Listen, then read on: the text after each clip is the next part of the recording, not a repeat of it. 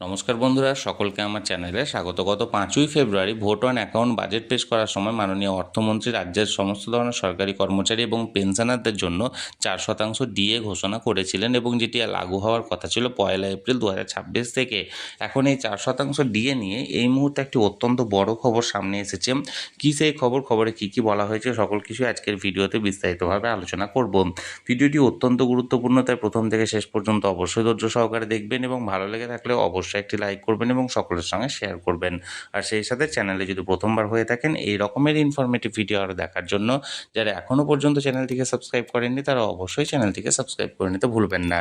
তাহলে চলুন আমরা বিস্তারিত জেনে নিই। গত 5ই ফেব্রুয়ারি ভোট অন অ্যাকাউন্ট বাজেট পেশ করার সময় 4% ডিএনএস অ্যালাউন্স ঘোষণা করা হয়েছিল, যেটি লাগু হওয়ার কথা ছিল গত 1 এপ্রিল 2026 থেকে।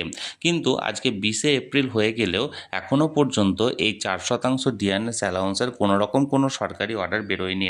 এই নিয়ে রাজ্যের সমস্ত ধরনের সরকারি কর্মচারী এবং পেনশনারদের মধ্যে একটি অসন্তোষ তৈরি হয়েছে।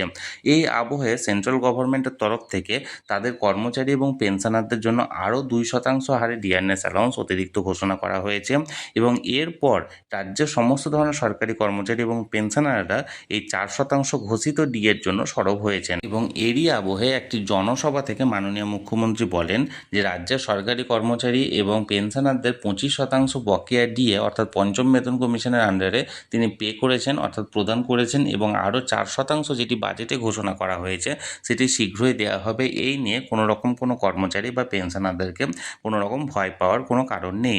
অর্থাৎ যেখানে রাজ্যের কর্মচারী এবং পেনশনারদের মধ্যে একটি অসন্তোষ তৈরি হয়েছিল, সেই অসন্তোষ প্রশমিত করার জন্য মাননীয় মুখ্যমন্ত্রীর এই মন্তব্য যথেষ্ট তাৎপর্যপূর্ণ বলে মনে করছেন ওয়াকিবহাল মহল। তাহলে বন্ধুরা, এই 4% ডিএ নিয়ে এই মুহূর্তে মাননীয় মুখ্যমন্ত্রীর তরফ থেকে যেটি বলা হয়েছে সেটি আমি আপনাদের সঙ্গে শেয়ার করলাম। এই নিয়ে যদি আপনাদের কোনো কিছু বলার থাকে অবশ্যই কমেন্ট করুন, আর ভিডিওটি ভালো লেগে থাকলে অবশ্যই একটি লাইক করুন এবং সকলের সঙ্গে শেয়ার করুন। আর সেই সাথে এই চ্যানেলে যদি প্রথমবার হয়ে থাকেন এই রকমের ইনফরমেটিভ ভিডিও আরও দেখার জন্য যারা এখনও পর্যন্ত চ্যানেলটিকে সাবস্ক্রাইব করেননি তারা অবশ্যই চ্যানেলটিকে সাবস্ক্রাইব করে রাখুন। ধন্যবাদ, দেখা হচ্ছে পরের ভিডিওতে।